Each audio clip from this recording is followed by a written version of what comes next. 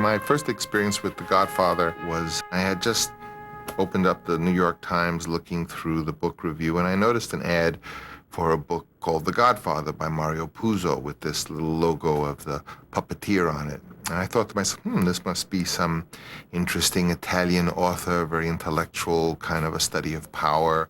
When I was writing the book, what I read was books about the old Sicilian mafia. It's really more about them. And I just sat down writing it, and in the process, discovered the word Godfather. Be my friend? Which was never used by criminals before. Godfather? It's really a novel about family. It's not a novel about crime. You don't really get any of the specifics of crime in The Godfather. It's like sort of a reference. I could be doing a lot more for the family. We don't discuss business at the table. Was the family troubles are very paramount. You spend time with your family? Sure I do. Good. Because a man who doesn't spend time with his family can never be a real man. I felt that the movie should be authentic to that part of the book that dealt with the father and the three sons. I looked at it as the story of a king with three sons. I have a sentimental weakness for my children, and I spoil them, as you can see. They talk when they should listen. Francis Coppola called me, and I had read the book.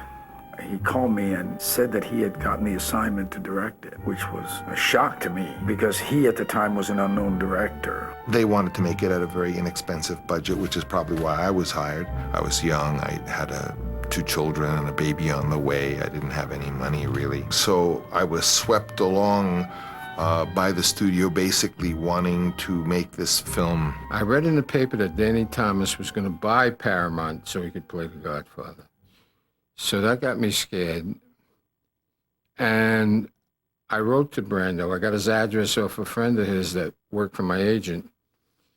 And I was very surprised when I got a phone call from him. He admitted he had not read the book. He says, wait until the director comes on in the picture, and then you can ask me. And then Francis came on the picture. So then I made contact with Brando, and I'd never worked with him, of course. So I made arrangement to go to his house, and I got a few friends of mine and said, we're going to go to Brando's house, and we're going to shoot a little 16mm screen test.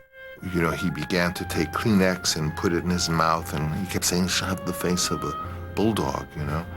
And then he said, well, in the story, he gets shot in the throat. So I think, you should talk, you know, like it never quite, you know, never healed, you know. I think you should tell your Don what everyone seems to know.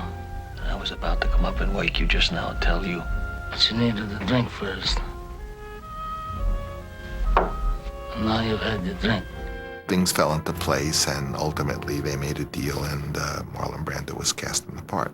How's your boy? He's good. You know, he looks more like you every day. They had suggested either Robert Redford or Ryan O'Neal for the role of Michael Corleone. And, of course, I said, well, gee, it doesn't seem very Italian to me. He said, well, many Italians are blondes. And I said, well, that's true, and it is true. But I thought that you should really see the mark of Sicily on the face of the character who plays Michael Corleone. So I suggested Al Pacino, who was then totally, really unknown. But if Clemenza can figure a way to have a weapon planted there for him,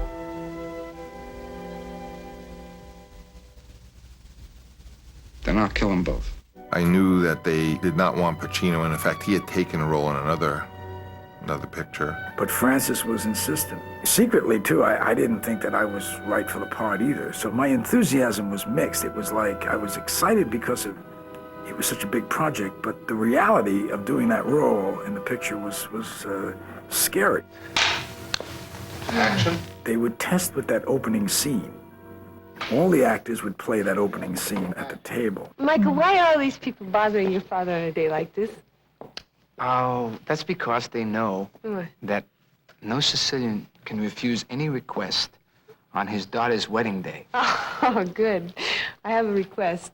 Diane, of course, with the role of Kay, I really enjoyed being with her. I had the most fun with her, and she believed very much in the movie. And I thought played the role beautifully. You don't want me to marry you. Oh, that's very clever, but... They asked me to do screen tests of everybody, and so I tested absolutely every young actor for those parts.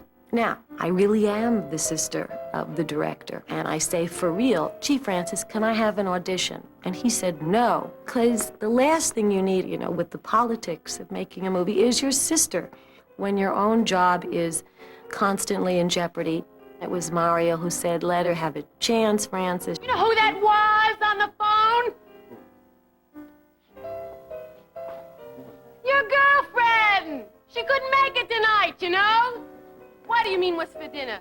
And so at the end, they looked at all these tests and they didn't like anyone. But they saw 8 minutes of a movie I did called Panic in Needle Park that I had done before, hadn't been released yet. And it was seeing that 8 minutes. For some reason, it got them to say yes to me. Nice college boy, huh? Didn't want to get mixed up in the family business? Huh? Now you want to gun down a police captain, why, because he slapped you in the face a little bit? Huh? What do you think, this is the Army where you shoot him a mile away? You got to get up close like this, and bada bing, you blow their brains all over your nice Ivy League suit. I then had to do the movie, and I know that early on in the picture, they were considering letting me go. It was a question of how was I going to make this character believable and the evolution that I think was necessary for the part. It was really the Sollozzo scene in the restaurant, I think, that kept my job, really. It seems as though that in that scene something happened that made them think, well, they'll keep me.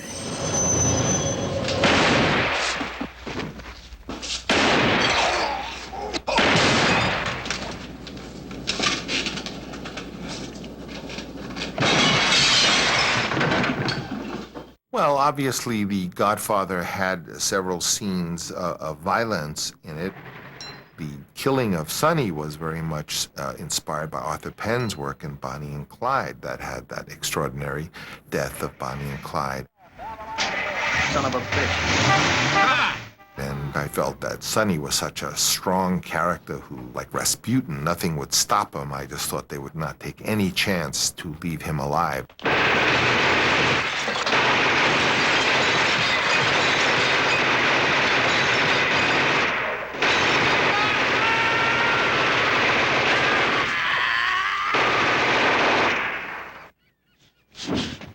The horse's head sequence, of course, was a very, very famous sequence and very controversial. People were more outraged by the fact that there was a horse's head than, you know, there got to be 36 people brutally murdered in that movie. We were always under trouble because, you know, outside you lose the light. And there was this scene with Brando's death that they didn't want me to shoot. They figured we could just learn that Brando's character, Don Corleone, had died at the funeral. And we had to go to lunch and we were losing the light. So Brando said, I have a little game I sometimes play with kids. So I set up 2 cameras and we did it, and Brando cut the orange and he put it in his mouth and he scared the little boy. And the little boy really got scared.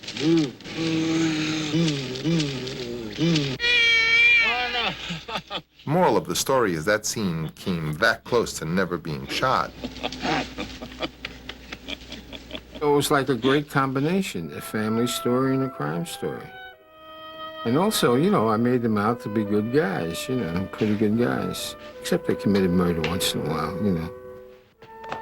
It is the most dominant of all the characters I've played, by far. And I guess if I'm remembered at all, it would probably be this character. I think sometimes you had great actors, wonderful story based on a wonderful book, and in the end, you know, no one knows really anything about what's a good movie or a bad movie unless it earns the test of time. That's how we know what's great.